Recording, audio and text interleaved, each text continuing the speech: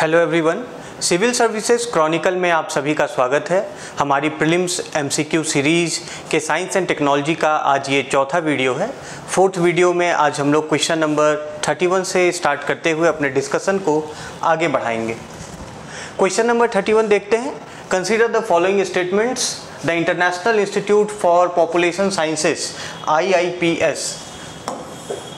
IIPS is designated as the nodal agency for the National Family Health Survey NFHS and reports to the Union Ministry of Health and Family Welfare, Government of India.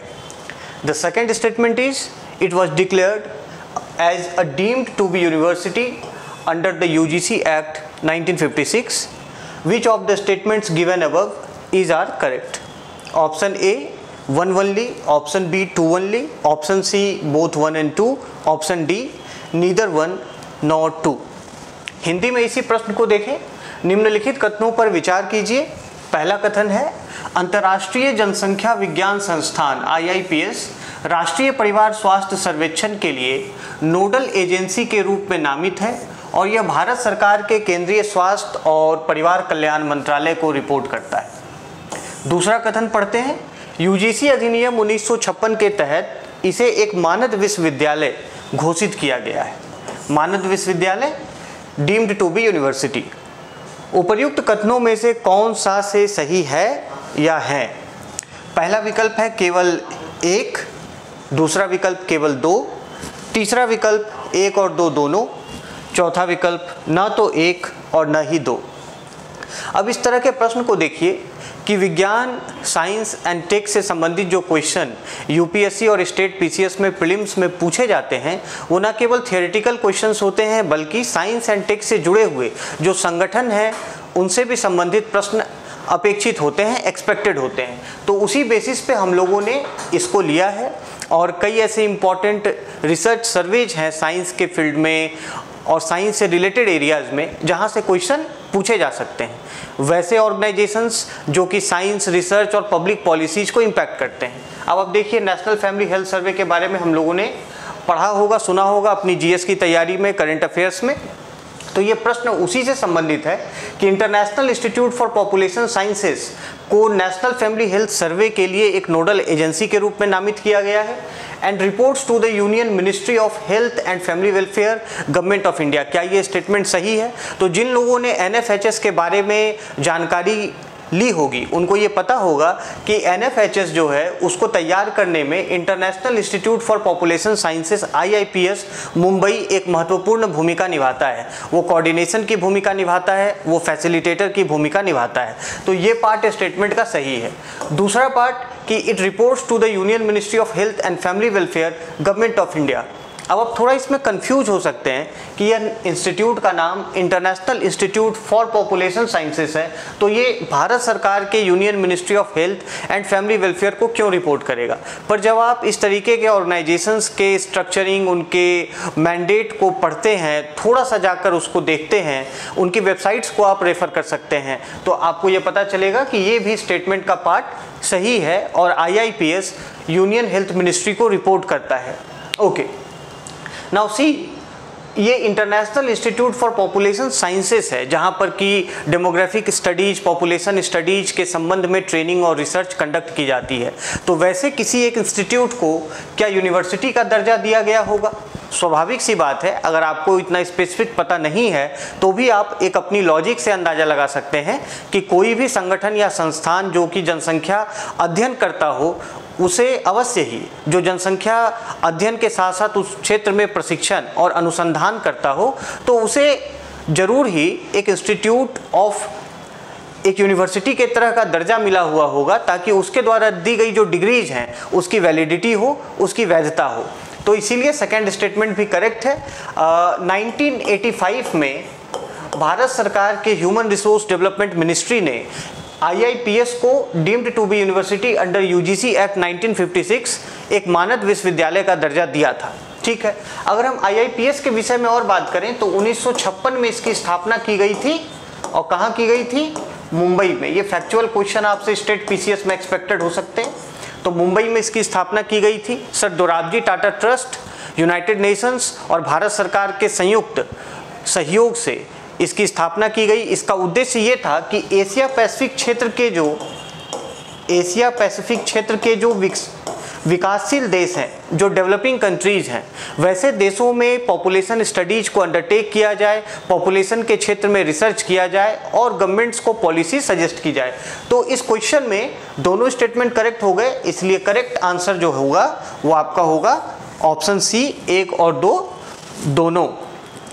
The correct option is option C. Okay, एक इसमें fact जो है, important fact ये है कि 1970 तक इसे demographic training और रिसर्च सेंटर DTRC के भी रूप में जाना जाता था। बाद में इसका नाम बदलकर 1970 के बाद से international institute for population studies कर दिया गया है। आगे बढ़ते हैं, question number 32। Consider the following statements with respect to the spacecrafts Voyager 1 and Voyager 2. First statement is both of them have entered interstellar space. Second statement, both spacecraft are powered by small nuclear reactors. The third statement is both spacecraft are adorned with a phonograph record intended to act as a time capsule from Earth. The fourth statement is both of them were launched simultaneously at the same time. How many of the statements given above are correct? Option A only 1, option B only 2, option C only 3, option D all 4. Hindi में इस प्रश्न को देखें। अंतरिक्ष यान Voyager 1 और Voyager 2 के संबंध में निम्नलिखित कथनों पर विचार कीजिए। पहला कथन, ये दोनों अंतरतारकीय अंतरिक्ष में प्रवेश कर चुके हैं। दूसरा कथन, दोनों अंतरिक्ष यान छोटे परमाणु रिएक्टरों द्वारा संचालित हैं। तीसरा कथन है, दोनों अंतरिक्ष यान एक फोनोग्राफ रिकॉर्ड से सुसज्जित हैं जिसका उद्देश्य पृथ्वी से एक टाइम कैप्सूल के रूप में कार्य करना है। इन दोनों को एक ही समय में एक साथ प्रक्षेपित किया गया था। उपर्युक्त में से कितने कथन सही हैं? पहला विकल्प केवल 1, दूसरा विकल्प केवल 2, तीसरा विकल्प केवल 3 और चौथा विकल्प सभी 4। अब देखिए, Voyager 1, Voyager 2 ये सभी स्पेस एक्सप्लोरेशन में काफ़ी लैंडमार्क अचीवमेंट्स के रूप में जाने जाते हैं। अगर आप नासा के स्पेस प्रोजेक्ट्स के बारे में देखें तो 1977 में Voyager 1 और Voyager 2 को स्पेस में अंतरिक्ष में छोड़ा गया था। फ्लोरिडा से इन दोनों को प्रक्षेपित किया गया था और Voyager 1 और Voyager 2 हाल में न्यूज़ में थे। हाल में इनके बारे में करंट अफेयर्स में चर्चा हो रही थी और इस तरीके के जो रिमार्केबल स्पेस अचीवमेंट्स हैं, एक्सप्लोरेशंस हैं, मिशंस हैं, आपको उनको ज़रूर ध्यान में रखना है, चाहे वो इंडियन हो या फिर वो दूसरे देशों के हों। ऐसे महत्वपूर्ण जो अंतरिक्ष परियोजनाएँ हैं, मिशंस हैं, इनके विषय में आपको जानकारी रखना UPSC के दृष्टिकोण से महत्वपूर्ण है। तो आइए चलिए इस पे देखते हैं कौन कौन से कथन सही हो सकते हैं। और ऐसे प्रश्नों में आपको कॉमन सेंस, थोड़ा एक साइंटिफिक लॉजिक, थोड़ा आपने जो पहले पढ़ा है इस तरीके के प्रोजेक्ट्स के मिशंस के बारे में वो नॉलेज ऐसे क्वेश्चंस को सॉल्व करने के लिए बहुत काम आते हैं। ये अलग बात है कि अगर आपको स्पेसिफिकली आंसर पता हो, आपने पढ़ा हो, तब तो फिर वहाँ पर बहुत अच्छी बात है, आप सही उत्तर तक आराम से पहुँच जाएंगे। पहले कथन को देखिए कि both of them have entered interstellar space. Science and tech के क्वेश्चंस में टर्म्स को भी समझना जरूरी होता है। स्पेस तो हम सभी जानते हैं, अंतरिक्ष। इंटरस्टेलर स्पेस किसे कहते हैं? देखिए, मुख्य रूप से इंटरस्टेलर स्पेस दो तारों के बीच में जो स्पेस होता है, हम उसे इंटरस्टेलर स्पेस कहते हैं। एक तारे का प्रभाव क्षेत्र जहाँ समाप्त होता है, उसके आगे का जो अंतरिक्ष है दो तारे के बीच में, उसे हम इंटरस्टेलर स्पेस कहते हैं। जैसे सूर्य का प्रभाव क्षेत्र या जो सोलर मटेरियल या जो सोलर एनर्जी का जो इम्पैक्ट है वो अंतरिक्ष में जहाँ तक जाता है वहाँ तक सूर्य का अपना क्षेत्र माना जाता है। उसके बाद यदि कोई वस्तु प्रक्षेपित होकर उस क्षेत्र से बाहर निकल जाती है तो उसे हम कहते हैं कि इंटरस्टेलर स्पेस में प्रवेश कर चुकी है। तो इसी तरीके से आपको ये जानकारी होगी कि वर्ष 2012 में Voyager 1 प्लूटो से भी आगे निकलते हुए इंटरस्टेलर स्पेस में इंटर कर चुका था और वर्ष 2018 में Voyager 2 यह इंटरस्टेलर स्पेस में प्रवेश कर गया था। तो पहला कथन सही है। और हम जैसा जानते हैं कि वॉयेजर 1 और वॉयेजर 2 दोनों को शुरुआत में जुपिटर और सैटर्न के एक्सप्लोरेशन के लिए भेजा गया था। बाद में इनके मिशन मैंडेट को आगे बढ़ाते हुए फर्दर एक्सप्लोरेशन के लिए इनके मैंडेट को बढ़ा दिया गया था। तो पहला कथन सही है। अब दूसरे स्टेटमेंट को देखिए, both spacecraft are powered by small nuclear reactors. आप यहाँ पे कंफ्यूज भी हो सकते हैं। अगर आपको ये पता हो कि 1970 के दशक में वॉयेजर 1 और वॉयेजर 2 को प्रक्षेपित किया गया था, लॉन्च किया गया था, तो वैसी स्थिति में क्या उस समय हमारे पास ये तकनीक होगी कि हम स्मॉल न्यूक्लियर रिएक्टर्स से अपने स्पेसक्राफ्ट को पावर दे पाएँ? तो ये स्टेटमेंट आपको कंफ्यूज कर सकता है। यहाँ पर आपको अगर एक्यूरेट इन्फॉर्मेशन नहीं है तो आप फिर ऐसे स्टेटमेंट्स और ऐसे प्रश्न को आप अटेम्प्ट ना करें, ये ज़्यादा बेहतर होगा। अब इस संबंध में अगर हम जानकारी को देखें तो ये दोनों स्पेसक्राफ्ट जो हैं वो प्लूटोनियम से एनर्जी प्राप्त करते हैं। प्लूटोनियम डीके के माध्यम से इन दोनों स्पेसक्राफ्ट में पावर जनरेट होता है, एक रेडियो आइसोटोप थर्मोइलेक्ट्रिक जनरेटर के माध्यम से। रेडियो आइसोटोप थर्मोइलेक्ट्रिक जनरेटर के माध्यम से प्लूटोनियम डीके के द्वारा इलेक्ट्रिकल एनर्जी पैदा की जाती है, जिससे कि ये दोनों स्पेसक्राफ्ट पावर्ड होते हैं। तो दूसरा भी कथन सही है। अब तीसरा कथन देखें कि both spacecraft are adorned with a phonograph record intended to act as a time capsule from earth. पृथ्वी से एक टाइम कैप्सूल की तरह कार्य करने का उद्देश्य है। इन दोनों अंतरिक्ष यानों में एक फोनोग्राफ रिकॉर्ड डाला गया है। फोनोग्राफ रिकॉर्ड क्या होता है? फोनोग्राफ का अर्थ यह है जिसमें कि साउंड के कुछ उसमें क्लिप्स हों, ठीक है। तो ये जो दोनों अंतरिक्ष यान हैं, इसमें 12 इंच के कॉपर डिस्क हैं, गोल्ड प्लेटेड कॉपर डिस्क हैं, जिसमें कि पृथ्वी पर से साउंड्स और वीडियोज समाहित किए गए हैं उस डिस्क में, ताकि जब ये इंटरस्टेलर स्पेस में ये दोनों अंतरिक्ष यान जाएं और अगर किसी किसी भी और एक्स्ट्रा टेरेस्ट्रियल लाइफ से, किसी एक्स्ट्रा टेरेस्ट्रियल कल्चर से इनका सामना हो, किसी अन्य सिविलाइजेशन से, अंतरिक्ष में किसी और सभ्यता से इनका जब आमना सामना हो, तो ये पृथ्वी के एक प्रतिनिधि के रूप में अर्थ से वैसे साउंड्स और वीडियोज को उस फोनोग्राफ में रिकॉर्ड करके एक टाइम कैप्सूल के रूप में भेजा गया है, जिससे कि पृथ्वी पर जो डाइवर्सिटी ऑफ लाइफ है, पृथ्वी पर जो कल्चर्स हैं, उसको डिस्प्ले किया गया है। तो आप इसको एक कॉमन सेंस से भी समझ सकते हैं कि इंटरस्टेलर एक्सप्लोरेशन के लिए ये जो स्पेसक्राफ्ट्स भेजे गए हैं, तो इनमें ऐसी बातें हो सकती हैं जो कि पृथ्वी को किसी एक्स्ट्रा टेरेस्ट्रियल जो और ब्रह्मांड में दूसरी सभ्यता अगर संभावित रूप से मौजूद है, उपस्थित है, तो उससे पृथ्वी के बारे में उसे अवगत कराया जाए। तो ये भी कथन सही है। और चौथा जो स्टेटमेंट है, both of them were launched simultaneously at the same time. अब आपको इसमें भी कंफ्यूजन हो सकता है अगर आपको सटीक रूप से जानकारी नहीं है कि इन दोनों को कब किस समय प्रक्षेपित किया गया था। तो हालांकि दोनों को आगे पीछे प्रक्षेपित किया गया था, एक साथ एक समय प्रक्षेपित नहीं किया गया था। तो कई बार आपसे एग्जाम में इस तरीके के ट्रिविया फैक्ट्स भी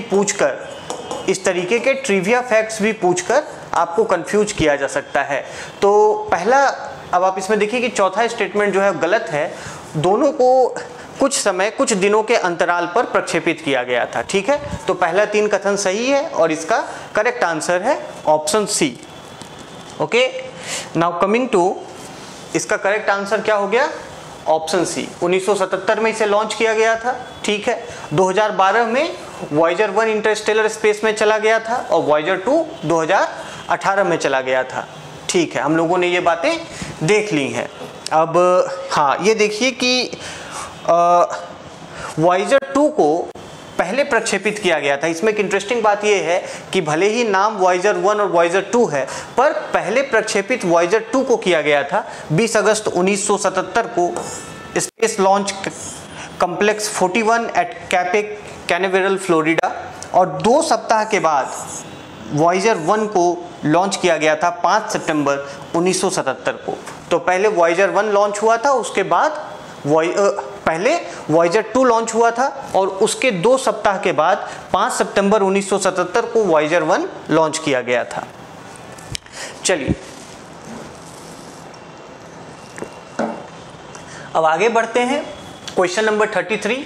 देखिए कुछ ऐसे अनसुने टर्म्स पर भी यूपीएससी क्वेश्चन बनाता है, जो कि आपको जाना जाना सा लग सकता है पर आपने शायद उसे कम सुना हो, नोट्स में या किताबों में उसे कम पढ़ा हो। तो उसी तरीके का एक प्रश्न हम लोगों ने लिया है। क्वेश्चन नंबर 33 देखिए, cauliflory is a botanical term referring to plants that flower and fruit from their main stems और woody trunks rather than from new growth and shoots. In this context, consider the following. Number 1 cocoa, number 2 coffee, number 3 jackfruit, number 4 papaya. How many of the above are cauliflorous? Option A only 1, option B only 2, option C only 3, option D all 4. Hindi में देखें, स्तंभ पुष्पता एक वानस्पतिक शब्द है जो उन पौधों को संदर्भित करता है जो नई वृद्धि और शाखाओं के बजाय अपने मुख्य तने या काष्ठीय धड़ से फूल और फल देते हैं। इस संबंध में निम्नलिखित पर विचार कीजिए। पहला कोको, दूसरा कॉफी, तीसरा कटहल, चौथा पपीता। उपर्युक्त में से कितने स्तंभ पुष्पी हैं, कॉलीफ्लोरस हैं? पहला विकल्प केवल 1, दूसरा विकल्प केवल 2, तीसरा विकल्प केवल 3, चौथा विकल्प सभी 4। अब देखिए, इस प्रश्न में जो आपसे टर्म पूछा गया है, आपकी सुविधा के लिए, आपके कन्वीनियंस के लिए, it has been already defined in the question. Cauliflory is a botanical term. अब आपको अगर नहीं पता है तो क्वेश्चन में ही उसको एक्सप्लेन कर दिया गया है। कॉलीफ्लोरी का अर्थ क्या होता है? वैसे प्लांट्स, वैसे पौधे और पेड़ जिसके तने में ही फल और फूल लगते हों। आपने अपने भी अनुभव में ऐसे पौधों और पेड़ों को देखा होगा जिसके तने में ही, स्टेम में ही, उसके जो मुख्य स्टेम होते, जो ट्रंक होता है, उसके मुख्य धड़े में ही फ्रूट और फ्लावर्स लगते हों। वैसे प्लांट्स और ट्रीज को कॉलीफ्लोरस कहते हैं। और उसमें आपके लिए 4 विकल्प दिए हुए हैं, 4 तरह के पौधों का यहाँ विकल्प दिया हुआ है, कोकोआ, कॉफ़ी, जैकफ्रूट और पपाया। और प्रश्न में पूछा है कि इनमें से कितने स्तंभ पुष्पी हैं, यानी कॉलीफ्लोरस हैं। पूछने का अर्थ ये है कि इनमें से कौन से वैसे पेड़ या पौधे हैं जो कि अपने मुख्य धड़े से ही फूल और फल पैदा करते हैं, मतलब जिनके मुख्य धड़े से ही फल और फूल लगते हैं। तो आप इसको अपने अनुभव से भी इस प्रश्न को हल कर सकते हैं। ऐसे अनुभव आधारित प्रश्न भी आजकल यूपीएससी में ट्रेंड में हैं, साइंस टेक में खासकर। तो अब अगर आप इसको प्रयास कीजिए, कोकोआ हम जानते हैं कि ये जो प्लांट है ये मुख्य रूप से अफ्रीका में, साउथ अमेरिका में, यहाँ पर ये उपजाया जाता है जिससे कि चॉकलेट बनता है, ठीक है। कॉफ़ी हम जानते हैं, कॉफ़ी प्लांटेशंस इंडिया में भी हैं और दूसरे जो साउथ ईस्ट एशियन नेशंस में भी प्लांटेशन है। जैकफ्रूट, कटहल के पेड़ पूरे भारत में, उत्तर भारत हो या दक्षिण भारत हो, प्रचुर मात्रा में आमतौर पर पाया जाता है। और पपीता भी उत्तर से लेकर दक्षिण भारत में आमतौर पर पाया जाता है। तो आपने कम से कम जैकफ्रूट और पपाया के पेड़ को तो देखा ही होगा। कॉफ़ी को भी, जो दक्षिण भारत के हैं, those who are from South India, आप लोगों ने कॉफ़ी प्लांटेशंस को भी देखा होगा।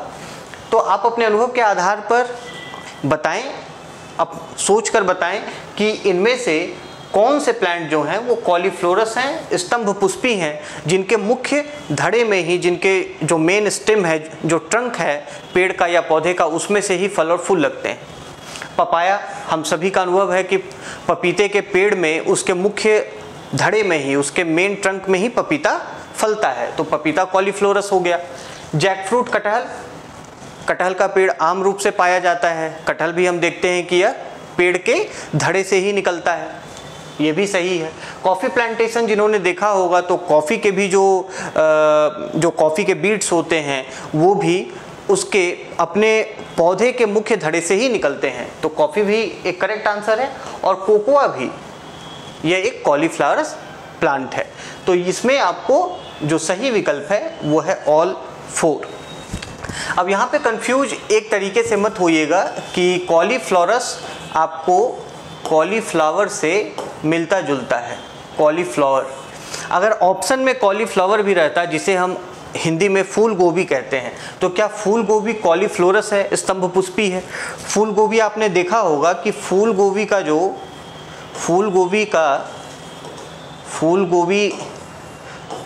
का जो पौधा होता है, इस तरीके से उसकी पत्तियां होती हैं और इस तरीके से फूल गोभी उपजता है। तो यह एक मेन स्टेम से ही एक फूल और उसके कई सारे सब बर्ड्स के रूप में यह निकलता है, न कि पौधे के मुख्य धड़े से। ठीक है, तो कॉलीफ्लावर भले ही इसका नाम कॉलीफ्लोरस से सिमिलर है, लेकिन फूल गोभी या कॉलीफ्लावर कॉलीफ्लोरस नहीं है। ये मैं आपको एडिशनल इंफॉर्मेशन के रूप में बता रहा हूँ। यहाँ पर जो चारों पौधों का जिक्र किया गया है, ये चारों स्तंभ पुष्पी हैं। इनके मेन ट्रंक से ही इनके फ्रूट्स और फ्लावर्स निकलते हैं, इसीलिए करेक्ट ऑप्शन ऑल 4 होगा। Now coming to the correct answer is answer D. Now coming to the next question. Question number 34. Which one of the following best explains the organ on a chip technology? Organ on a chip technology. Option A, chips lined with human cells connected to microchannels. Chips lined with human cells connected to microchannels to mimic blood flow inside the body. Second option, replicas of human organs developed using lithography to be installed in humanoid robots. The third option, organs connected with chips to restore their functioning with in vitro command. The fourth option, organs of a different animal infused with chip circuitry to mimic a human organ. Okay? Hindi में इस प्रश्न को देखें। निम्नलिखित में से कौन सा एक ऑर्गन ऑन अ चिप तकनीक की सर्वोत्तम व्याख्या करता है? विकल्प, पहला विकल्प, शरीर के अंदर रक्त प्रवाह की नकल करने के लिए माइक्रो चैनल से जुड़े मानव कोशिकाओं से बने चिप्स। माइक्रो चैनल से जुड़े मानव कोशिकाओं से बने चिप्स। दूसरा विकल्प है ह्यूमनाइड रोबोट में स्थापित करने के लिए लिथोग्राफी का उपयोग करके विकसित मानव अंगों की प्रतिकृतियां। विकसित मानव अंगों की प्रतिकृतियां। तीसरा विकल्प, इन विट्रो कमांड के साथ अपने कामकाज को पुनर्स्थापित करने के लिए चिप्स से जुड़े अंग, चिप्स से जुड़े मानव अंग। और चौथा विकल्प है एक मानव अंग की नकल करने के लिए चिप सर्किटरी से जुड़े एक अलग जानवर के अंग।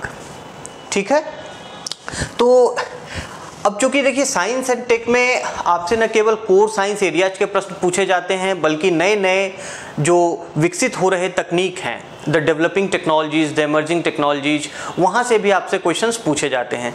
और ख़ासकर जो बायोमेडिकल फील्ड है, इस तरीके के जो रिसर्च एरियाज हैं, उससे भी आपसे क्वेश्चन पूछे जाते हैं।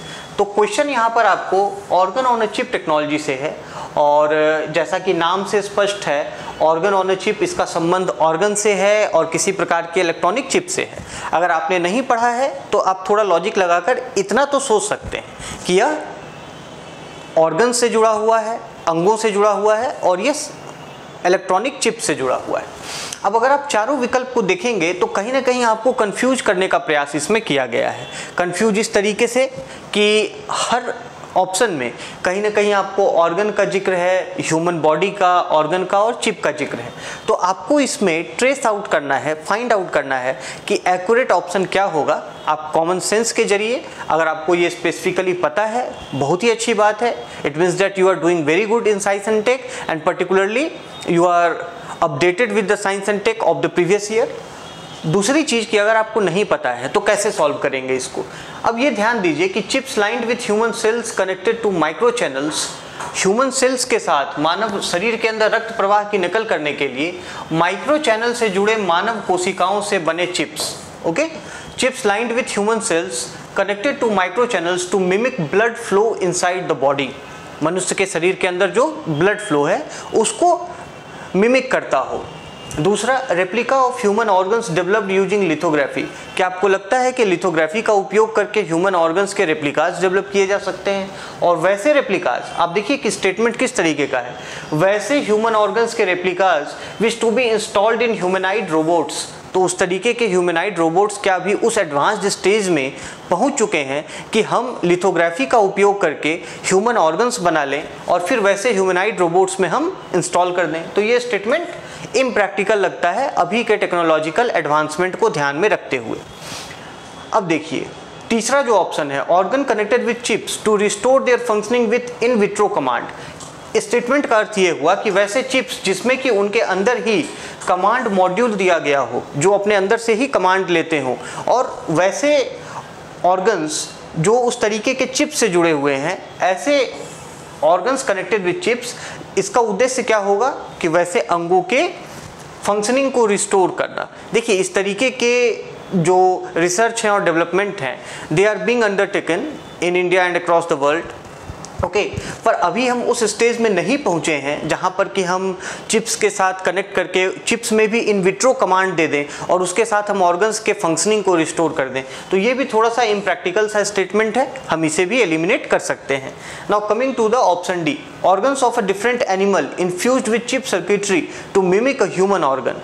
देखिए, अब अगर ये कहा जाए कि किसी दूसरे पशु, किसी दूसरे एनिमल के ऑर्गन को हम एक चिप सर्किटरी के माध्यम से, मतलब एक सेमीकंडक्टर चिप हो, इलेक्ट्रॉनिक चिप हो, और उससे एक सर्किट बनाते हुए उसे इस तरीके से मॉडल कर दें कि वो ह्यूमन ऑर्गन को मिमिक करने लगे, तो ये भी थोड़ा सा एक इम्प्रोबेबिलिस्टिक लगता है और संभाव्य तकनीक लगती है अभी के तकनीकी एडवांसमेंट को देखते हुए। तो ये भी ऑप्शन गलत हो जाएगा। तो ऑप्शन आपका क्या बच गया? Option A is the correct answer. तो ऐसी स्थिति में जहां पर कि अगर आपको सटीक रूप से आंसर पता है, काफ़ी अच्छी बात है, आप सही कर लेंगे। अगर आपको आंसर पता नहीं है तो आप प्रैक्टिकलिटी, सबसे पहली चीज़ तो आप ये देखिए कि कोई भी चीज़ कितना प्रैक्टिकल है, और दूसरी बात कि कितना प्रोबेबिलिस्टिक है, कितना प्रोबेबिलिस्टिक है, कहने का अर्थ कितना व्यवहारिक है और कितना संभावित है। उस आधार पे आप सही आंसर तक पहुंच सकते हैं। So the correct answer to this question is answer A. अब आगे बढ़ते हैं अगले question. Coming to the question number 35, consider the following statements. Statement number 1 is urea gold is sulphur fortified urea. The first statement says urea gold is sulfur fortified urea. The second statement is sulfur coated urea is being introduced in India for the first time. Sulfur coated urea is being introduced in India for the first time. The statement 3 says that it is more economical and efficient than the currently used neem coated urea. The fourth statement is urea gold is developed by the Rashtriya Chemicals and Fertilizers Limited (RCF). How many of the statements given above are correct? Option A only 1, option B only 2, option C only 3 and option D all 4. Hindi में पढ़ें, निम्नलिखित कथनों पर विचार कीजिए। Urea gold sulphur fortified urea है।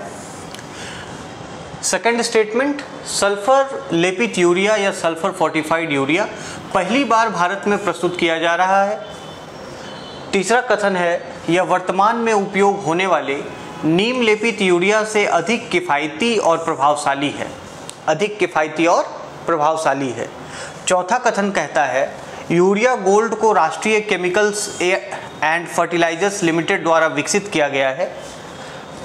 और उपर्युक्त में से कितने कथन सही हैं? पहला विकल्प केवल 1, दूसरा विकल्प केवल 2, तीसरा विकल्प केवल 3 और चौथा विकल्प सभी 4।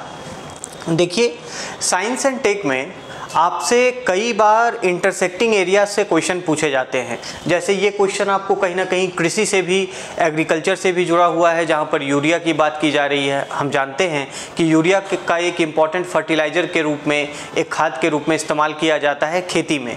ठीक है, तो लैंड की फर्टिलिटी को बढ़ाने के लिए, भूमि की उर्वरकता को बढ़ाने के लिए यूरिया का इस्तेमाल किसानों के द्वारा किया जाता है। अब उससे भी साइंस एंड टेक के क्वेश्चन पूछे जा सकते हैं, जहां से कि नवीन तकनीकों का, न्यू टेक्नोलॉजीज का, न्यू टेक्निक्स का प्रयोग करके किसी एक स्पेसिफिक सेक्टर में इम्प्रूवमेंट का प्रयास किया जा रहा है। तो आपकी नज़र वैसे सभी डेवलपमेंट्स पे होनी चाहिए जहां पर कि साइंटिफिक इंटरवेंशन के द्वारा ओवरऑल एफिशिएंसी को बढ़ाने का प्रयास किया जा रहा हो। अब देखिए, urea gold is sulphur fortified urea. जिन्होंने भी करंट अफेयर्स में यूरिया गोल्ड को फॉलो किया है वो ये जानते हैं कि यूरिया गोल्ड में सल्फर फोर्टिफाई किया जाता है, सल्फर ऐड किया जाता है। इसका नाम ही यूरिया गोल्ड इसलिए है क्योंकि सल्फर फोर्टिफिकेशन के बाद इसका कलर येलो हो जाता है। तो चूंकि ये येलो कलर का हो जाता है इसीलिए इसे यूरिया गोल्ड कहते हैं। ठीक है, तो पहला स्टेटमेंट तो सही है। दूसरा statement, sulphur coated urea is being introduced in India for the first time. तो जब आप गवर्नमेंट की ही वेबसाइट पर जाके देखेंगे तो उस पर ही लिखा गया है कि पहली बार भारत में इसे इंट्रोड्यूस किया जा रहा है, पहली बार इसे भारत के बाजार में इंट्रोड्यूस किया जा रहा है। तो ये कथन भी सही है। तीसरा स्टेटमेंट कि यह नीम कोटेड यूरिया से ज़्यादा इकोनॉमिकल और एफिशिएंट है। देखिए, अभी तक नीम कोटेड यूरिया को एक इम्प्रूवमेंट माना जा रहा था क्योंकि उससे इनपुट कॉस्ट में कमी आती थी, उसका उपयोग कम मात्रा में किया जा सकता था। तो नीम कोटेड यूरिया एक इम्प्रूवमेंट था पहले यूरिया के कंपैरिजन में। अब चूंकि इससे भी ऊपर अगर कोई तकनीक आ रही है तो स्वाभाविक सी बात है कि वो उससे ज़्यादा इकोनॉमिकल होगी, उससे ज़्यादा एफिशिएंट होगी।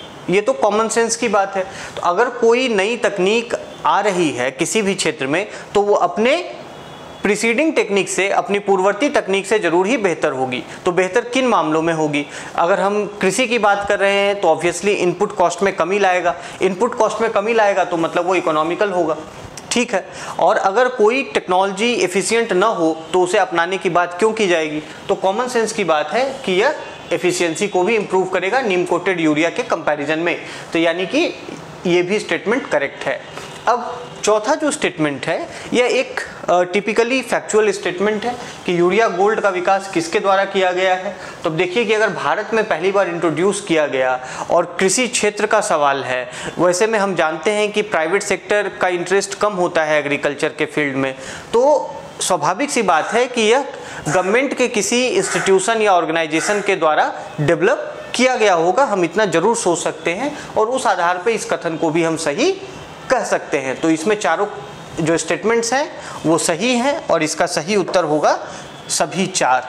ठीक है, इसका करेक्ट आंसर है option D. Sulphur coated urea को अभी वर्तमान में मार्केट में एक प्रीमियम यूरिया के रूप में प्रपोज किया गया है। यूरिया एक ऐसा फर्टिलाइजर है, हम जानते हैं, जो कि सॉइल में नाइट्रोजन डेफिशिएंसी को ठीक करता है, लेकिन जो भारत में लैंड है वो टिपिकली सल्फर डेफिशिएंट भी है। इसीलिए जो यहाँ पर यूरिया है उसमें सल्फर का कोटिंग करके सल्फर डेफिशिएंसी लैंड की जो है उसे दूर करने का प्रयास किया जा रहा है। उसी सल्फर कोटेड यूरिया को यूरिया गोल्ड कहा गया है। ठीक है, और पिछले साल इसे भारत सरकार ने इंट्रोड्यूस करने का फैसला किया था। पहली बार भारत में इंट्रोड्यूस किया गया था और इसकी घोषणा cabinet committee on economic affairs CCEA के द्वारा, cabinet committee on economic affairs के द्वारा पिछले साल की गई थी। स्वाभाविक रूप से ये ज़्यादा इकोनॉमिकल है, एफिशिएंट है और इसमें जो चारों कथन हैं वो सही हैं। अगले प्रश्न की ओर बढ़े तो क्वेश्चन नंबर 36 देखिए, consider the following.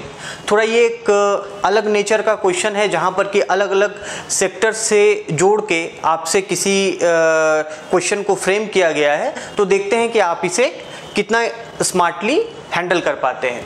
Question number 36, consider the following. First, dairy sector, second, laundry sector, third, nuclear energy sector, fourth, particle research laboratories, fifth, pharmaceutical industry. Which of the above use centrifugal force in their processes?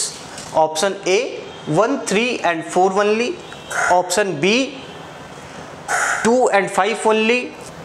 Option C 3, 4 and 5 only. Option D 1, 2, 3, 4 and 5. अब देखिए कि इस तरीके के codes वाले question UPSC ने पूछना कम कर दिया है और फिर भी ऐसे प्रश्न तो पूछे ही जाते हैं और आगे भी पूछे जा सकते हैं। उसी बेसिस पर, उसी ऑप्शन फ्रेमिंग पर हम लोगों ने इस क्वेश्चन को तैयार किया है। अब देखिए कि इस क्वेश्चन में क्या है। आपसे ह्यूमन एक्टिविटीज़, इकोनॉमिक एक्टिविटीज़ के अलग अलग 5 एरियाज, अलग अलग 5 सेक्टर्स का इसमें जिक्र है और पूछा गया है एक इसमें फिर अलग बात कि सेंट्रीफ्यूगल फोर्स का इन एरियाज़ में, इन सेक्टर्स के प्रोसेसेस में कहाँ कहाँ इस्तेमाल होता है, इनमें से किन सेक्टर्स के प्रोसेसेस में सेंट्रीफ्यूगल फोर्स का इस्तेमाल होता है। हिंदी में प्रश्न पढ़िए, निम्नलिखित पर विचार कीजिए। पहला, डेयरी क्षेत्र, दूसरा कपड़ा धुलाई क्षेत्र, तीसरा परमाणु ऊर्जा क्षेत्र, चौथा कण अनुसंधान प्रयोगशालाएं, पांचवा दवा उद्योग। उपरोक्त में से कौन अपनी प्रक्रियाओं में अपकेंद्रीय बल का प्रयोग करते हैं? पहला विकल्प केवल 1, 3 और 4, दूसरा विकल्प केवल 2 और 5, तीसरा विकल्प केवल 3, 4 और 5, चौथा विकल्प 1, 2, 3, 4 और 5। अब ऐसे प्रश्न में आपको इसमें देखिए जो की टर्म है वो सेंट्रीफ्यूगल फोर्स है।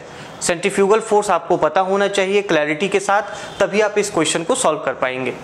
सेंट्रीफ्यूगल फोर्स क्या होता है हम सभी ने पढ़ा है अपने स्कूल के साइंस टेक्स्ट बुक्स में, हम लोगों ने पढ़ा है। जिन लोगों ने आगे साइंस एजुकेशन फिजिक्स पढ़ी होगी उनको और ज़्यादा क्लियर होगा कि कोई भी जो रोटेटिंग ऑब्जेक्ट है, मान लीजिए कि अगर आप एक छोटे से ढेले में या पत्थर में अगर आप एक रस्सी बांध दें और आप उसे गोल गोल घुमाएं तो उसके ऊपर जो फोर्स लग रहा होगा वो फोर्स हर हमेशा उसे इनवर्ड पुल करेगा, जिसे हम सेंट्रीपिटल फोर्स कहते हैं। और इसी सेंट्रीपिटल फोर्स के अपोजिट एक एपरेंट फोर्स लगता है। अगर आप इसे छोड़ दें घुमाते घुमाते, अगर आप किसी भी बिंदु पर उस रस्सी को छोड़ दें तो वो क्या होगा, वो जो पत्थर है वो आपसे दूर उड़ जाएगा, ठीक है। तो वो जो बल लगेगा उसी एपरेंट फोर्स को सेंट्रीफ्यूगल फोर्स कहते हैं। हिंदी में उसे अपकेंद्रीय बल कहते हैं। अब देखिए क्वेश्चन क्या पूछ रहा है कि सेंट्रीफ्यूगल फोर्स का इस्तेमाल इन सेक्टर्स में से किन सेक्टर्स के प्रोसेसेस में किया जाता है? डेयरी सेक्टर, क्या आपको लगता है इसमें सेंट्रीफ्यूगल फोर्सेस का इस्तेमाल किया जाता है? हम सभी को क्रीम बहुत पसंद है। डेयरी सेक्टर का एक प्रोडक्ट है क्रीम। क्रीम का जो उत्पादन होता है वो सेंट्रीफ्यूगल फोर्स के एक्शन के द्वारा होता है। तो ये सब कॉमन ऑब्जर्वेशन की चीज़ें हैं जो हम इस चीज़ से कॉमन ऑब्जर्वेशन की चीज़ें हैं जो हम अपने आम जिंदगी में अपने डे टू डे लाइफ में इन चीज़ों को देखते हैं और उसी ऑब्जर्वेशन के बेसिस पे कई बार यूपीएससी आपसे क्वेश्चन पूछ देता है। तो डेयरी सेक्टर तो सही है। लॉन्ड्री सेक्टर, क्या कपड़े धोने में सेंट्रीफ्यूगल फोर्स का इस्तेमाल होता है? हम सभी के घरों में वॉशिंग मशीन का इस्तेमाल किया जाता है और हम देखते हैं कि एक रोटेटिंग ड्रम में कपड़े को डाला जाता है, उसी में पानी और डिटर्जेंट डाला जाता है, फिर सेंट्रीफ्यूगल एक्शन के द्वारा उस ड्रम को गोल गोल रोटेट करती है मशीन और उस सेंट्रीफ्यूगल एक्शन के द्वारा डर्ट हो, स्ट्रेन्स हो, दाग धब्बे हो, हमारे कपड़े से छूट जाते हैं। तो लॉन्ड्री सेक्टर भी सही है। तीसरा है न्यूक्लियर एनर्जी सेक्टर। आप लोगों ने न्यूक्लियर रिएक्टर्स में न्यूक्लियर सेंट्रीफ्यूजेज के बारे में सुना होगा। न्यूक्लियर सेंट्रीफ्यूजेज जो कि न्यूक्लियर एनर्जी सेक्टर में एक इम्पॉर्टेंट रोल प्ले करते हैं, न्यूक्लियर सेंट्रीफ्यूजेज। तो इसमें ऑप्शन 3 भी सही है। पार्टिकल रिसर्च लेबोरेटरीज होती हैं, जैसे सर्न की लेबोरेटरी है जिसमें कि पार्टिकल के बेसिस पे सब एटॉमिक लेवल पर जो एटम के कॉन्स्टिट्यूट पार्टिकल्स होते हैं उनके ऊपर रिसर्च किया जाता है। आप देखिए कि सर्न की जो लेबोरेटरी है उसमें दुनिया का सबसे बड़ा जो है वो सेंट्रीफ्यूज पार्टिकल एक्सेलरेटर लगा हुआ है। उस पार्टिकल एक्सेलरेटर में किसी भी सब एटॉमिक पार्टिकल को बहुत हाई स्पीड पर मोशन देकर एक्सेलरेट करके और फिर पार्टिकल्स में कोलाइजन पैदा करके अलग अलग साइंटिफिक फेनोमेनाज को स्टडी किया जाता है। तो पार्टिकल रिसर्च लेबोरेटरीज में भी सेंट्रीफ्यूगल फोर्स का इस्तेमाल किया जाता है। और हम जानते हैं कि जो दवा बनाने वाली कंपनियां हैं, फार्मास्यूटिकल इंडस्ट्री में भी सेंट्रीफ्यूगल फोर्स का प्रयोग उनके प्रोसेसेस में किया जाता है, जहाँ पर कि कैप्सूल्स में जो दवा भरने का काम होता है, जो मेडिसिन पाउडर्ड मेडिसिन भरने का काम हो, या फिर सेंट्रीफ्यूजेस में अल्ट्रावायलेट लाइट में बहुत ऐसी वैक्सीन्स हैं जिनको कि एक्सपोज किया जाता है, बहुत ऐसे ड्रग्स हैं जिनको एक्सपोज किया जाता है। तो फार्मास्यूटिकल इंडस्ट्री में भी इनका उपयोग किया जाता है। इस तरीके के मल्टी सेक्टोरल एरिया से जोड़कर साइंस के की कंसेप्ट से आपसे क्वेश्चन पूछे जा सकते हैं और आपसे उम्मीद है कि आप ऐसे भी प्रश्नों के लिए अपने एग्जाम में तैयार रहें। तो इसका आंसर क्या हो जाएगा? Option D, all 5 are correct. इसमें सभी 5 जो हैं वह सही हैं। Now coming to the next question.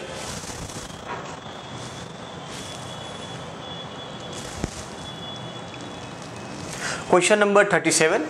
Consider the following statements.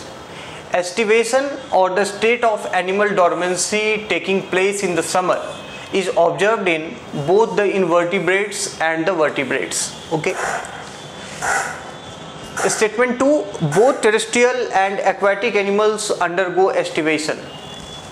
Statement 3, during this state, the animal often seeks shelter in a cool underground burrow, crevice or cocoon.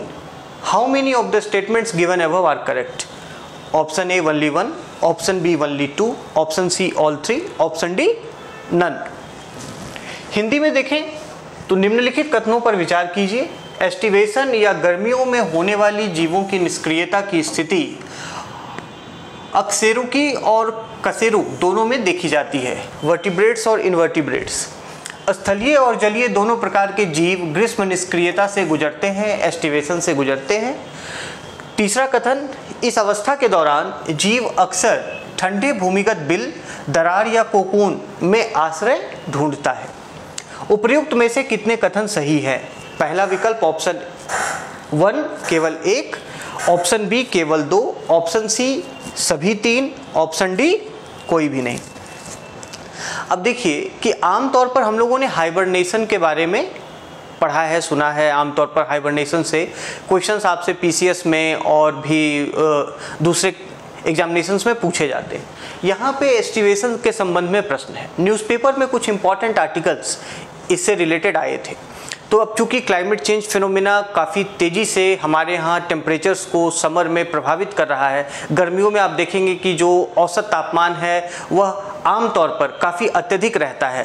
तो वैसे situation में वहाँ से जुड़े हुए साइंस और टेक से जो संबंधित कंसेप्ट्स हैं वो आपसे क्वेश्चन में पूछे जा सकते हैं एग्जाम में। अब स्टेटमेंट को देखें कि एस्टिवेशन और the state of animal dormancy taking place in the summer. Winters में हाइबरनेशन होता है जहाँ पर कि एनिमल्स वो डॉर्मेंसी में चले जाते हैं ताकि उनका जो बॉडी मेटाबॉलिज्म है वो कम से कम हो, जो लो टेम्परेचर हैं उनको कम से कम प्रभावित कर सकें और अपने शरीर को वो गर्मी दे सकें, तो उसके लिए वो हाइबरनेट करते हैं। लेकिन समर्स में जहाँ पर कि जानवरों के लिए खाने की भी सुविधा या व्यवस्था नहीं होती, तापमान बहुत ज़्यादा होता है, टेम्परेचर बहुत ज़्यादा होता है, तो वैसे में भी वो अपने आप को बचाने के लिए डॉर्मेंसी में चले जाते हैं, वह निष्क्रिय हो जाते हैं, कहीं जाके वो बिलों में छिप जाते हैं, कहीं वैसे ककून्स का सहारा लेते हैं और अपने बॉडी मेटाबॉलिज्म को स्लो डाउन करते हैं और ताकि उन्हें कम भोजन की आवश्यकता हो और जो हाई टेम्परेचर्स हैं उससे अपने आप को शील्ड कर सकें। तो इसमें स्टेटमेंट 3 भी करेक्ट है, स्टेटमेंट 1 भी करेक्ट है। अब जो सेकेंड स्टेटमेंट है ये थोड़ा फैक्चुअल है। आप देखें कि both terrestrial and aquatic animals undergo aestivation. आप सोचेंगे कि जो जलीय जीव हैं उन्हें ग्रीष्म निष्क्रियता से क्यों गुजरना पड़ेगा। जो स्थलीय जीव हैं उनके बारे में समझा भी जा सकता है कि लैंड पे टेम्परेचर में काफ़ी ज़्यादा चेंजेज हो रहे हैं, तो समर के दौरान वैसे जो एनिमल्स हैं वो आपको एस्टिवेशन या ग्रीष्म निष्क्रियता करते होंगे, वो डॉर्मेंट हो जाते होंगे गर्मियों में। लेकिन जो जलीय जीव हैं वो क्यों करेंगे? क्योंकि तो इस चीज़ को ध्यान रखना है कि जल का तापमान भी गर्मियों के दौरान आजकल जो वाटर मास का टेम्परेचर है वो भी काफ़ी ज़्यादा वेरी करता है और उसके कारण वैसे वेरिएशन के कारण भी एनिमल्स को एस्टिवेशन करना पड़ता है या फिर समर डॉर्मेंसी से गुजरना पड़ता है। वाटर मास का भी टेम्परेचर काफ़ी फ्लक्चुएट करता है। ग्लोबल वार्मिंग और क्लाइमेट चेंज के इफ़ेक्ट वाटर बॉडीज़ पे भी काफ़ी ज़्यादा पड़ते हैं, इसीलिए जो जलीय जीव हैं उनके लिए भी ग्रीष्म निष्क्रियता आवश्यक हो जाती है। उनके लिए भी जो समर डॉर्मेंसी है, एस्टिवेशन है, वो एसेंशियल हो जाता है।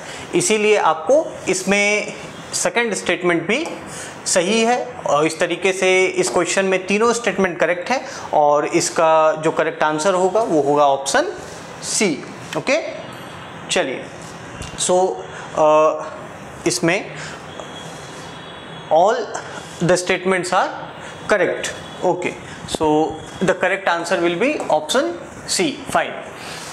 अब आप देखें कि aestivation is generally defined as a type of dormancy. ये एक सर्वाइवल स्ट्रेटजी है। एक्सट्रीम कंडीशंस जब समर में होते हैं तो सर्वाइव करने के लिए एनिमल्स एस्टिवेशन का उपयोग करते हैं, वो डॉर्मेंट हो जाते हैं, इनएक्टिव हो जाते हैं, क्योंकि वार्म टेम्परेचर के कारण उनके जो मेटाबॉलिज्म है, उनकी फूड रिक्वायरमेंट है, वो सभी प्रभावित होती है। वर्टिब्रेट्स जैसे कि लंग फिश हो गया, एम्फीबियंस हैं, रेप्टाइल्स हैं, स्मॉल मैमल्स हैं और कुछ ऐसे इनवर्टिब्रेट्स भी हैं जैसे कि मॉलस्क्स, उनमें हम एस्टिवेशन देख सकते हैं, उनमें एस्टिवेशन होती है। इसका अर्थ यह है कि जो सेकेंड स्टेटमेंट है, सेकेंड स्टेटमेंट को अगर आप एक बार वापस से जाके देखें, फर्स्ट स्टेटमेंट का second part is observed in both the invertebrates and the vertebrates. तो फर्स्ट स्टेटमेंट इसलिए सही है क्योंकि बोथ जो वर्टिब्रेट्स हैं और इनवर्टिब्रेट्स हैं दोनों में एस्टिवेशन होता है। अच्छा, कुछ ऐसे स्पेसीज हैं जो कम समय के लिए समर डॉर्मेंसी करते हैं, कुछ स्पेसीज अधिक समय के लिए, लॉन्गर ड्यूरेशन के लिए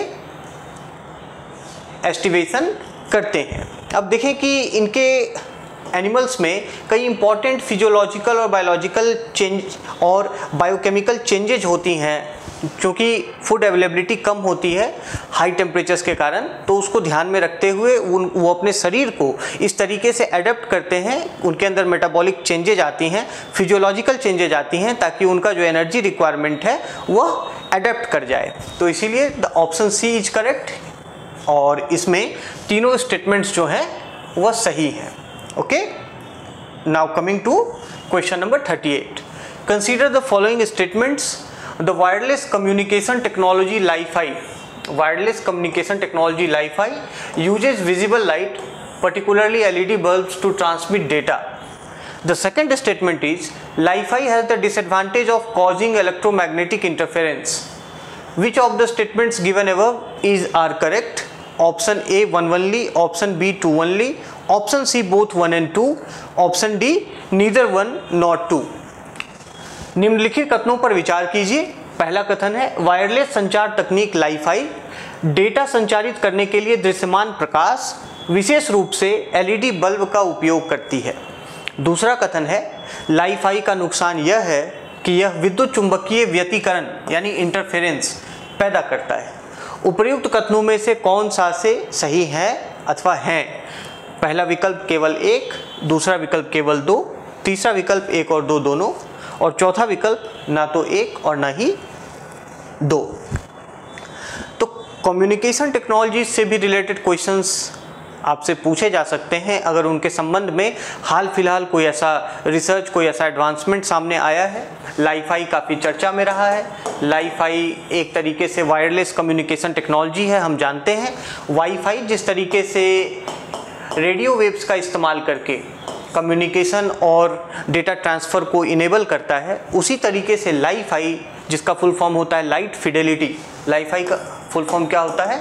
लाइट फिडेलिटी, या लाइट वेव्स का इस्तेमाल करके पर्टिकुलरली जो विजिबल लाइट है, इलेक्ट्रोमैग्नेटिक वेव में के स्पेक्ट्रम में जो विजिबल लाइट है उसका इस्तेमाल करते हुए यह डेटा कम्युनिकेशन, डेटा ट्रांसफ़र को फैसिलिटेट करता है। इसीलिए पहला स्टेटमेंट सही है, और इसमें विजिबल लाइट का जो उपयोग किया जाता है वो पर्टिकुलरली एलईडी बल्ब्स का इसमें यूज किया जाता है। तो पहला स्टेटमेंट करेक्ट है। दूसरे स्टेटमेंट को आप ध्यान से पढ़ें कि Li-Fi has the disadvantage of causing electromagnetic interference. अब देखें, हम लोगों ने वेव इंटरफेरेंस के बारे में क्लास 12th के फिजिक्स में पढ़ा है। तो वेव्स में इंटरफेरेंस और डिफ्रैक्शन का फिनोमेना हम लोगों ने पढ़ा है। हिंदी में कहें तो विद्युत चुंबकीय व्यतिकरण, इलेक्ट्रोमैग्नेटिक इंटरफेरेंस। अब अगर वाईफाई के एक एडवांस्ड नेक्स्ट स्टेज के रूप में अगर हम लाईफाई को एक कम्युनिकेशन टेक्नोलॉजी के रूप में देख रहे हैं, तो ये कॉमन सेंस की बात होगी कि अगर उसमें हम इलेक्ट्रोमैग्नेटिक इंटरफेरेंस पाएंगे तो क्या हम वैसी तकनीक को अपनाने के इच्छुक होंगे? Will we be eager to adopt such technology which has such a serious disadvantage of electromagnetic interference? तो अगर आप थोड़ा सा भी लॉजिक यहाँ पे लगाएं तो ये स्टेटमेंट गलत हो जाएगा। और इनफैक्ट कि लाईफाई में ये एक एडवांटेज है कि इसमें इलेक्ट्रोमैग्नेटिक इंटरफेरेंस नहीं होते, इसलिए सेंसिटिव साइट्स पे भी बहुत इफ़ेक्टिव तरीके से काम करता है। जैसे कि हॉस्पिटल्स की बात करें, जैसे आप न्यूक्लियर साइट्स की बात करें, जैसे आप एरोप्लेन्स की बात करें, है ना, तो वैसे भी साइट्स में लाईफाई काफ़ी अच्छे से काम करता है क्योंकि इसमें इलेक्ट्रोमैग्नेटिक इंटरफेरेंस नहीं होता है। इसीलिए दूसरा स्टेटमेंट गलत है और इसमें केवल पहला स्टेटमेंट सही है। The correct answer will be option A. Okay, so Li-Fi ये किसको हार्नेस करता है? लाइट स्पेक्ट्रम के वास्ट बैंडविड्थ को हार्नेस करता है, और इसमें जो स्पीड्स होती हैं वो काफ़ी ज़्यादा होती हैं वाईफाई की तुलना में, लगभग 100 गुना स्पीड 100 गुना इसकी स्पीड होती है। पर केवल स्पीड ही नहीं, इसमें आपको जो फ़ायदा मिलता है वो ये होता है कि इसमें जो कम्प्लेक्सिटीज़ होती हैं वाईफाई कनेक्शन की वो कम हो जाती हैं, क्योंकि हम विजिबल लाइट का इस्तेमाल करते हैं डाटा कनेक्टिविटी के लिए और एलईडी बेस्ड लाइट का इसमें इस्तेमाल किया जाता है, जैसा मैंने अभी आपको बताया। तो इसका करेक्ट आंसर होगा option A. Now coming to the question number 39, recently in the news what does a blue hole refer to? What does a blue hole refer to? Option A, blue holes are vertical marine caves that were carved over thousands of years by glacial runoff during the ice age. Option B, pockets of underground water in areas hit with persistent droughts over the past few decades. Option C, black hole in space created due to blue dwarf stars. Option D, semiconductor gaps designed using laser to improve thermal efficiency in an electronic circuit. Hindi में प्रश्न को देखें। हाल ही में समाचार में रहा blue hole किससे संबंधित है? पहला विकल्प, ब्लू होल ऊर्ध्वाधर समुद्री गुफाएं हैं जो हिम युग के दौरान हिमनद अपवाह द्वारा हजारों वर्षों में निर्मित हुई हैं। दूसरा विकल्प, पिछले कुछ दशकों में लगातार सूखे से प्रभावित क्षेत्रों में भूमिगत जल क्षेत्र। तीसरा विकल्प, नीले बोनो तारों के कारण अंतरिक्ष में बना ब्लैक होल। चौथा विकल्प, इलेक्ट्रॉनिक सर्किट में थर्मल दक्षता में सुधार करने के लिए लेजर का उपयोग करके डिजाइन किए गए सेमीकंडक्टर गैप। अब ऐसे प्रश्नों में आपको अगर सटीक रूप से पता हो तो बहुत अच्छा है, नहीं तो निगेटिव होने की संभावना काफ़ी ज़्यादा हो जाती है। तो किस तरीके से आप ऐसे प्रश्नों को अप्रोच करेंगे और हमने ऐसे क्वेश्चंस को क्यों लिया है, क्योंकि ब्लू होल हाल फिलहाल में न्यूज़ में रहा एक इम्पॉर्टेंट न्यूज़ था ये करंट अफेयर्स में। और अगर आपको स्पेसिफिकली पता है तो बहुत अच्छी बात है, you will be accurate with the answer. अगर नहीं पता है तो किस तरीके से हम ऐसे क्वेश्चंस को अप्रोच कर सकते हैं वो देखते हैं। देखिए पहला ऑप्शन क्या कह रहा है, read the options very carefully, read the statements of the options very carefully. पहला स्टेटमेंट कह रहा है option, blue holes are vertical marine caves. हम जानते हैं कि मरीन इकोसिस्टम में भी केव्स होते हैं, जैसे कि लैंड इकोसिस्टम में केव होते हैं, उसी तरीके से मरीन इकोसिस्टम में भी केव्स होते हैं। वो केव्स कैसे बनते हैं? स्टेटमेंट कह रहा है carved over thousands of years by glacial run off during the ice age. Ice age के दौरान, हिम युग के दौरान ग्लेशियल रन ऑफ के कारण, हजारों वर्षों के ग्लेशियल एक्शन के कारण वैसे जो मरीन केव बनते हैं उन्हें हम ब्लू होल्स कहते हैं। पहला ऑप्शन। दूसरा अच्छा, तो let's keep the first option if you are not sure regarding whether it is accurate और not. Let's read the second option, pockets of underground water. पिछले कुछ दशकों में लगातार सूखे से प्रभावित क्षेत्रों में भूमिगत जल क्षेत्र, pockets of underground water in areas hit with persistent droughts over the past few decades.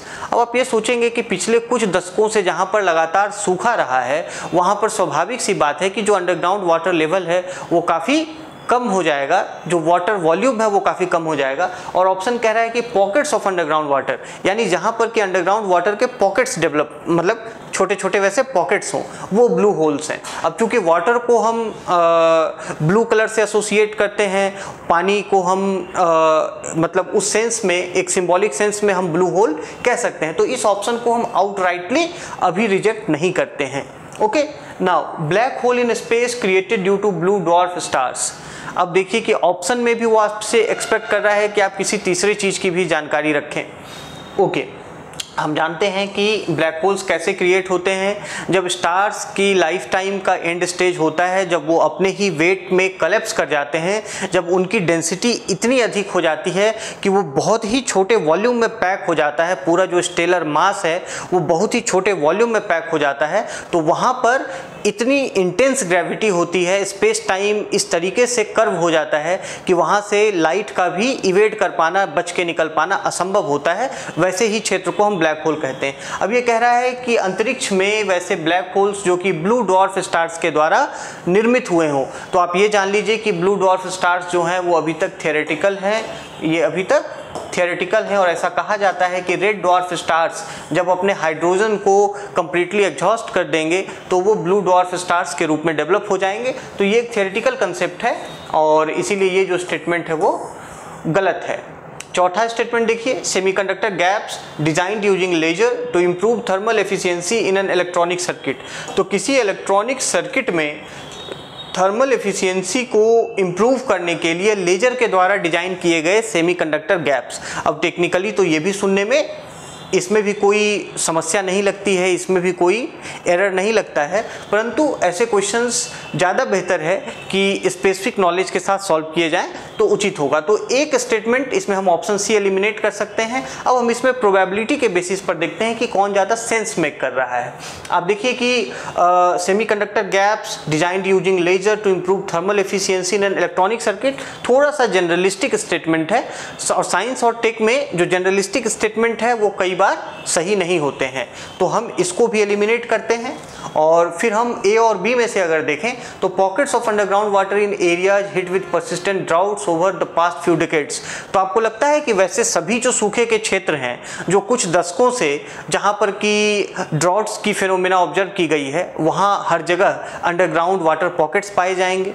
थोड़ा सा इम्प्रोबेबिलिस्टिक है, प्रोबेबिलिटी कम है, इसीलिए हम इसे भी एलिमिनेट करते हैं। करेक्ट आंसर ए है, option A is the correct answer. अभी देखिए हाल फिलहाल में मेक्सिको में अर्थ पर का डीपेस्ट ब्लू होल डिस्कवर किया गया था जो कि समुद्र तल से 420 मीटर गहरा था, इसीलिए ये समाचार में था। और ब्लू होल्स जो कि कास्ट फॉर्मेशंस होते हैं, आपने ज्योग्राफी में या जियोलॉजी में कास्ट फॉर्मेशंस पढ़े होंगे, karst formations. So these karst formations blue holes ऐसे कास्ट फॉर्मेशन हैं, ये एक जियोलॉजिकल वंडर है जो कि gradual dissolution of soluble bed rock, marine ecosystem में जो सॉल्यूबल बेड रॉक है over the period of time glacial run off के कारण वो डिजॉल्व हो जाता है और वैसे जो केव्स बनते हैं उसे ही हम ब्लू होल्स कहते हैं। और ये ब्लू होल्स मरीन इकोसिस्टम में अपने आप में पूरी रिच मरीन बायोडाइवर्सिटी वाले एरियाज होते हैं। तो हाल फिलहाल में ये इसी कारण से न्यूज़ में था। सो the correct answer will B answer A. तो हम लोगों ने वैसे कुछ अप्रोचेज को लेकर देखा है जहां पर कि आपको अनसीमिंगली या जिन टर्म्स को आपने नहीं सुना हो उससे जुड़े हुए प्रश्न कैसे सॉल्व किए जा सकते हैं, ऑप्शंस को कैसे रीड करना है, कैसे सही आंसर तक पहुंचना है।